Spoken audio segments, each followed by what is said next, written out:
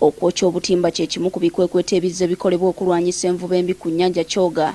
Kyokka we butuukidde kati ku myalo mingi onoonya ebyennyanja nga tobiraba. Ffe tubuliddwa emirimu twadda mu kulima ennyanja twagivaako tugendayo bugenzi kufunayo nva naye tujjayo ssente. Okunnyonnyoka obulungi ebbula ly'ebyennyanja twesoze ennyanja Kyoga eweza obwagagavu bwa sikweya kilomita 1,720. Kyoga yeetooloddwa disitulikiti 15 naye nga Nakasongola yeesinze ekitundu ekinene ekituddeko emyalo 24. Disitulikiti endala kuliko Apach, Kayunga, Kamuli, Amolata n'endala. Okuvuba kutera kukolebwa kiro naye mu lugendo lwaffe bangi tubasanze bavuba. Ebyennyanja n'okuggwa mu nnyanja envuba y'emisana. Abantu bavuba nnyo emisana okusinga ekiro. Obutimba omuli obuyitibwa kokota ne spark bw'omu ku butakkirizibwa naye tusanze bwe bakozesa.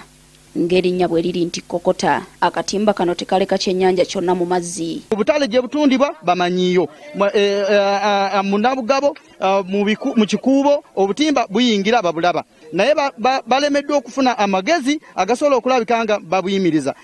Bantu bebasindiza mu mazzi bennyini kasita batuuka mu mazzi batukwata ne bakutwala ne bakusibira mu ka police post ne bagamba twala mutwala 2 era twala mutwala 10 ekitimba kinyi n'akitunda ebyennyanja n'abitunda. Bano balina n'omuti gwe beeyambisa oguyitibwa tycoon ogukubibwa mu mazzi okusobozesa kokota okuyoola buli sayizi ya kyennyanja. Kati bwakuba bw'ati amazzi ne gakola ki ne gasammuka ebyennyanja ne bidduka ne biyingira mu ki. Essaawa 2 ze tumaze ku mazzi tusanze ebisambe eby'enjawulo ng'okirabidde wala tolemwa kulowooza nti kyemeza kyokka wabula bino bisembebwa bavubi ababa baagala okwawula ebifo byabwe we bavuba ku byabalala. Ebisamba byolabye ebyo babiteekako musenyu ne biba nga tebitambula naye babisala ku kibalama. Ebyennyanja ate gye byali badde bigenda ne bikola ki ne bizaalira ne babisindika mu nnyanja ne babiteekako omusenyu ne biba nga tebitambula. Si bisamba byokka, ennyanja yonna ejjudde emiti nagyo nga giteekebwamu bavubi okwawula poloti zaabwe we ziyita. Biti ebyo byolabye bategerako migoni nannyini byo abitema ku lukalu n'abireeta n'abiteeka mu nnyanja naye tokkirizibwa kuvuba waawo atadde ebiti bye era bw'akusangawo kyabulaba ayinza n'okutta. Babisomba misana ebirala bijjira ku mmotoka ebirala nte ze zibisika ne zibitwala ne zibireeta wano ne babiyingiza mu nnyanja. Ffe tetukyalina buyinza buli awo kubanga tetulina security. Emiti gino miwanvu ddala era tegiva mu kifo. Walusimbi musiwa akakiiko ku nnyanja eno naye agamba buli kikolebwa bakiraba wabula tebalina busobozi bwa nganga babikola kubanga olumu babeera n'ebisi. Kubanga n'abantu bangi abazze bafa lipooti gye ziri ku poliisi bajja n'amajambiya bajja n'amafumu n'obusaale basiibayo nga bakuuma ebiti byabwe tebaagalawo omuntu yenna akola ki avubawo. Balinga ba landlord wali wano wange tolina kugendawo era baatulumbako wano nga bekozeemu omulimu ffe tubalemesa okukola. Disitulikiti Nakasongola ebadde efuna ensimbi obukadde 35 buli luvannyuma lwa myezi 3 okuva mu nnyanja ne bukya omwaka gutandika ensimbi zino tezikyajja.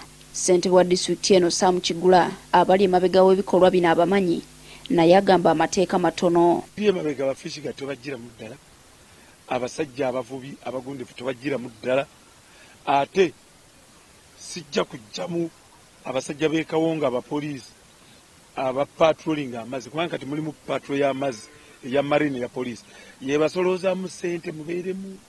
Wiiki ewedde twayogerako ne minisita w'obulimi obuvubi n'obulunzi Vincent Sempijja naye teyalaga kisobola kukolebwa okutaasa ennyanja Kyoga.